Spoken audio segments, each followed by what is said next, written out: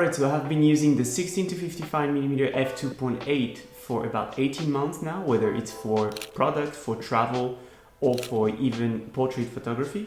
And in today's video, I want to tell you why I believe that this is the best lens you can buy for your Fujifilm camera.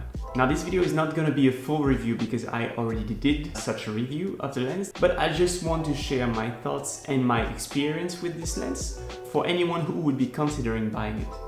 Alright, so first let's talk about the focal length of this particular lens. So this is the 24-70 equivalent in full frame, which is basically the do-it-all. This lens can be wide enough to be used in landscape photography, tight enough to be used in portrait photography, for example, and you still have that 35 to 50mm range that you can use to basically do whatever you want. Additionally, while f2.8 is not extremely fast, it can definitely help you maintain your ISO to a low enough value to have images that will have as little noise as possible. And because of that, this is basically the lens that I throw in my bag wherever I go. I know that whatever I'm shooting, I can basically use this lens, and 90% of the time it will be enough. So what you often hear when you hear about this lens is that it's a bag of primes. So basically, to cover the focal length of this particular lens right here, you will need the 16 f2.8, the 23mm f2, the 35mm f2, and also the 50mm f2. Now, when you combine the price and the weight of all those primes, it's basically $1,800 for a weight of approximately 800 grams, right? And this particular lens right here is $1,200 for about 650 grams. Now, of course, you're not comparing exactly the same thing because you're also sacrificing one stop of light because this is only an f2.8, while most of all the other primes are f2s. But still, it's something that you should consider if you're planning to move a lot with your gear. And on top of that, you're not really sacrificing image quality because this lens is extremely sharp even at f2.8. While some of the primes that I mentioned before are not performing the best at f2.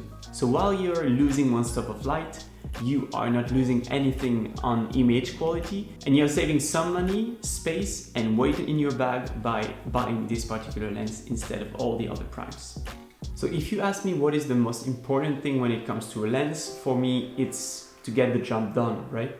I want the lens to enable me to capture whatever I want to capture, and I don't want to be basically pulled back by the lens. I just want it to work whenever I want it to work. And this lens does exactly that.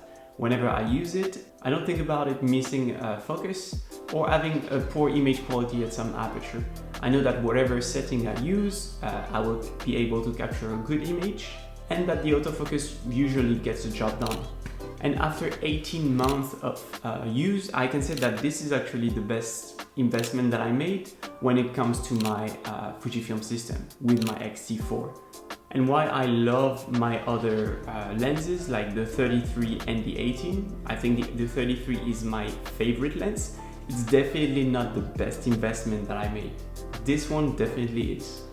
Alright, so is this lens for you? Well, while I cannot answer this question for you, all I can say is that if you're looking to shoot with only primes with the smallest lens possible, I don't think that this lens is made for you.